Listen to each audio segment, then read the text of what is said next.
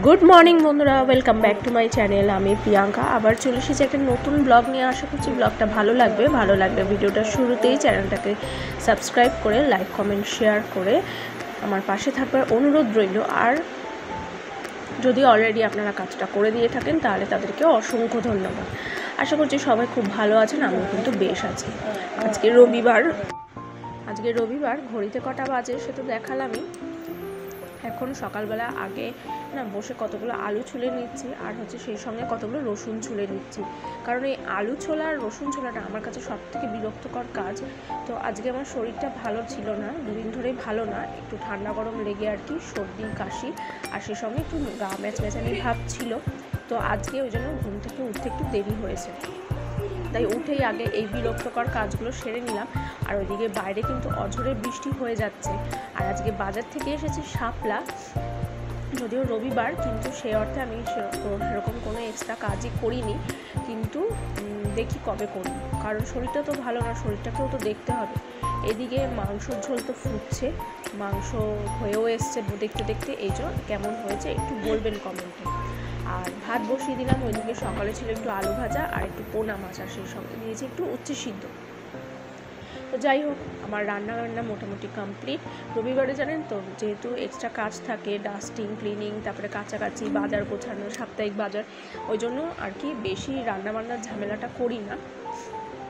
তো আজকে যদিও ডাস্টিং ক্লিনিংটা করিনি, কারণ ওই যে বললাম শরীরটা ভালো নেই, তো শরীরের দিকে একটু নজর না দিলে তো যদি আবার এক সপ্তাহের জন্য কাহিল হয়ে পড়ি তখন তো প্রিয়াংশের সমস্ত বাড়িতে প্র্যাকটিস স্কুল টুল সবই বন্ধ হয়ে থাকবে। ওই জন্য আর কি সব দিক বিবেচনা করেই আর কি এগোতে হয়। তো বাড়িতে যে দেখালাম সপ্তাহের বাজারে শাপলা এনেছে, বাদবাকি যা এনেছে সব প্রিজার্ভ করা হয়ে গেছে। শাপলাটা দেখালাম এই কারণে, কারণ শাপলাটা এই বর্ষাকালে কিন্তু বিশেষভাবে মানে আমরা অন্তত খেয়ে থাকি, আপনারা কে কে খান, প্রত্যেকটা বাঙাল বাড়িতেই মনে হয় শাপলাটা খাওয়াই হয়। আর এটা যেহেতু জলজ জিনিস, তো গায়ে দেখলেনি তো মানে পুকুর থেকে তোলা জিনিস, তো কেমন ঘুরি গুগলির মতন কী সব যেন আছে। তো এগুলো আজকে আর হবে না, কালকে হবে। আর এই যে উচ্ছেটা, এই উচ্ছেটা কিন্তু মানে কিছু বুঝতে পারছেন কি জানাবেন আমাকে, যদি বুঝে থাকেন তাহলে কমেন্টে অবশ্যই জানাবেন। তারপরে দুপুরে খাওয়া দাওয়াটা সেরে নিলাম, সেরে নিয়ে এখন সন্ধ্যেবেলা ওই 8টা বাজে একটু এসেছিলাম বাবার বাড়িতে। তো সেখানে বোন এসছে, আমরা একটু বসে বসে গল্প করছিলাম, তারপরে আমি বসে টিভি দেখছি, প্রিয়াংশ খেলছে, আর দুজনের দুদিকে শালিজামাইবাবু দুজনের দুদিকে না, একজন মোবাইল নিয়ে আরেকজন হচ্ছে টিভি সেন্সার নিয়ে ব্যস্ত, মানে সেন্সার ফিক্স করা। তো ব্লগ ভিডিওটা আবার পরের দিন মানে সোমবার দিনকের জন্য কন্টিনিউ করলাম। ঘুম থেকে উঠেছি অনেকক্ষণ, কিন্তু ভিডিওটা এখন থেকে কন্টিনিউ করছি, মানে আগের কিছু আর কি ক্যাপচার করা হয়নি। তো এই পাখি দুটোকে আমার চোখে পড়ে, পাখিগুলোকে না আমার এমনি ভালো লাগে। আমাদের ছাদেই ওদের কোথাও না কোথাও বাসা আছে, মানে ওরা চেঞ্জ করে করে বাসা করে আর কি। কিন্তু রাগটা ওঠে তখনই যখন ওই জবা গাছের কুড়িগুলোকে সব শুদ্ধ খেয়ে ফেলে, একটা জবা ফুলও পাই না, এর জন্য আমার দুঃখের আর শেষ নেই। তবে জানেন তো কালকে অনেক দিন পরে ওই বাড়িতে গেছিলাম, বেশ বোনের সঙ্গে দেখা হলো, ভালোই লাগলো। তবে আজকে সকালবেলা থেকে দেখুন বৃষ্টি কিন্তু স্টার্ট, সারা আষাঢ় মাসটা ভুগিয়েছে। আজকে হচ্ছে শ্রাবণের প্রথম সোমবার থেকেই কিন্তু বৃষ্টিটা স্টার্ট হয়েছে। ঘুম থেকে উঠেই দেখি ঘোর মেঘ, মানে বর্ষার জন্য মেঘটা একদম প্রস্তুত। ওই যে রবীন্দ্রনাথের একটা কবিতা পড়েছিলাম না, নববর্ষ যে কবিতাটা পড়েছিলাম নববর্ষা, এখন সেইটার কথা আমার হঠাৎ করে মনে পড়লো যে ঘন ঘোর বর্ষা, তবে সেখানে আষাঢ়ের মেঘের কথা বর্ণনা করা হয়েছিল। আজকে কিন্তু শ্রাবণ মাস, মানে একদম শ্রাবণের প্রথম সোমবার থেকে একদম যেন বাবা বিশ্বনাথ ঢেলে বর্ষা দিচ্ছে। আজকে মোটামুটি এই পর্যন্ত মানে বিকেল পর্যন্ত ভালো বৃষ্টি হয়েছে।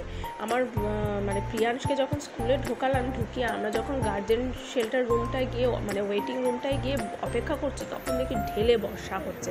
তবে আজকে অনেকেই প্রথম সোমবার যেহেতু উপোস করে গেছিলেন, ওদের স্কুলের পিছনেই পাগলা বাবার মন্দির, মানে পাগলা বাবা বলতে আমাদের এখানে একটা ফেমাস মন্দির, শিব ঠাকুরের মন্দির, তো সেই মন্দিরটা খুব জাগ্রত, সেখানে অনেকেই জল ঢালতে গেছিলো, দেখে খুব ভালো লাগছিল।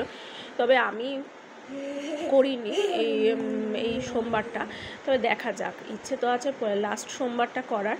তো যাই হোক, তো আবার ব্যাক টু রান্না।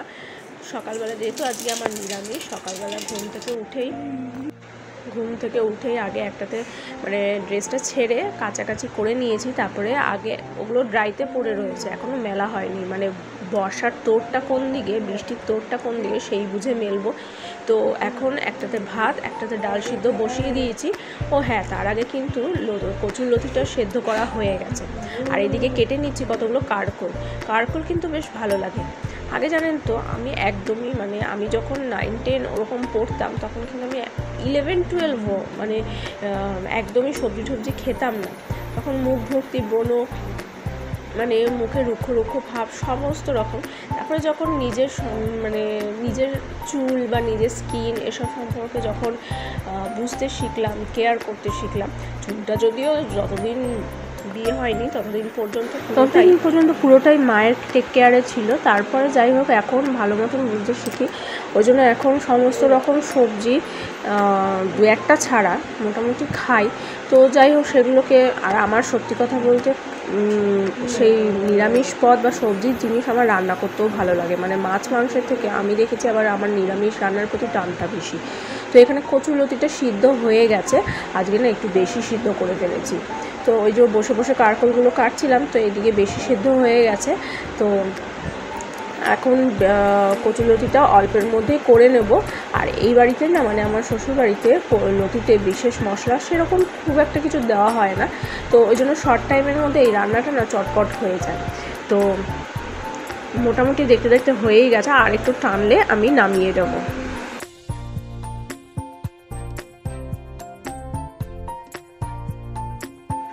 আর এই যে আমার লতি একদম রেডি।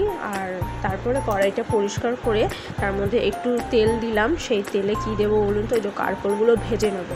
কারকলগুলো ডাটার সঙ্গে ধুলাম, দেখতেই তো পেলেন। আর তার সঙ্গে ডাটাগুলো এখন আলাদা করে কারকলগুলোতে একটু নুন হলুদ মাখিয়ে নিলাম। মাখিয়ে নিয়ে এবার এক এক করে ছেড়ে দেবো।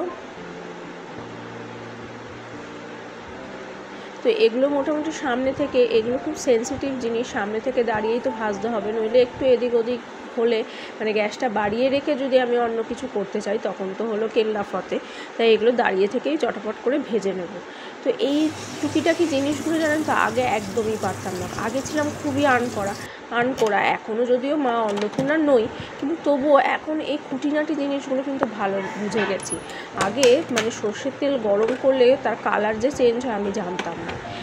শিলনোড়াতে মশলা করার আগে শিলটা যে কুটে নিতে হয় সেটাও আমি জানতাম না। তো এইসব মানে কি বলবো, যখন পড়াশোনা করতাম তখন সেই দিকেই মস্ত থাকতাম, এইসব সংসারের খুঁটিনাটি জিনিসগুলো আমি লক্ষ্যই করতাম না। তো ছাদে যাই হোক, ওদিকে কিছুটা সেরে রেখে ও এখানে এসছে, আর আমি এদিকে কী করছি বলতে, এখন জামা কাপড়গুলো মেলে নেবো।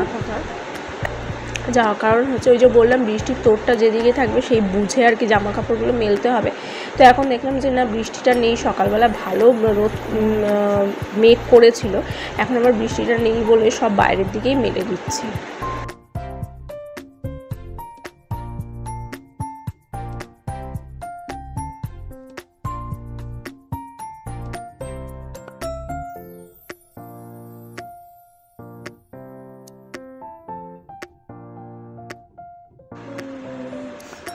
এদিকে আমার ডাটাগুলো দিয়ে ডালটা ভালো মতন হয়ে গেছে। আর সেই সঙ্গে এখন ডালে ফোড়ন দিয়ে নেবো, যেহেতু ডাটার ডাল তাই ডাঁটার ডাল, তাই কালো জিরে ফোড়ন দিলাম। তো ডালটা হয়ে গেছে, ডালটা এখন নামিয়ে রাখবো আর তারপরে অন্য একটা কিছু বসিয়ে দেবো। মোটামুটি সময় কিছুতেই নষ্ট করা যাবে না। ও স্কুলের টাইমটায় না, বিশেষ করে এই নিরামিষ দিনগুলোতে, ওই যে বললাম না যে নিরামিষ রান্না করতে আমার খুব ভালো লাগে, কিন্তু নিরামিষ দিনগুলোতে একটা সেকেন্ডও সময় নষ্ট করলেই মনে হয় বিশেষ লস।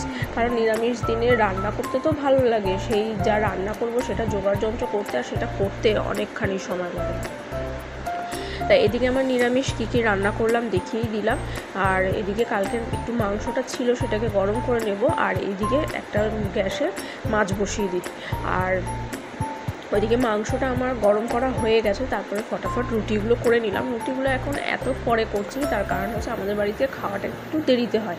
তো জাস্ট খাওয়ার আগে সেঁকে দিলে গরম গরম রুটিটা খেতে পারে। তো আমরা মা ছেলে তো ভাত খাই, সে 3 বেলাই আমরা ভাত খাই। অনেকে হয়তো ভাববেন যে 3 বেলা ভাত কী করে খাই, কিন্তু আমরা খাই। আর আমার শাশুড়ি আর প্রিয়াংশের বাবা জন্য রুটি খান সকালবেলাটা। তো এই যে আমার শাশুড়ি এবার শাপলাগুলোকে ছুরি দিয়ে আঁশ ছাড়ার মতন করে ছাড়িয়ে বেশ ছুরি দিয়ে কেটে কেটে এবার নুন দিয়ে চটকে রেখেছেন। জলটা গলবে, তারপরে রান্না হবে। কীরকম রান্না হচ্ছে দেখতে থাকুন।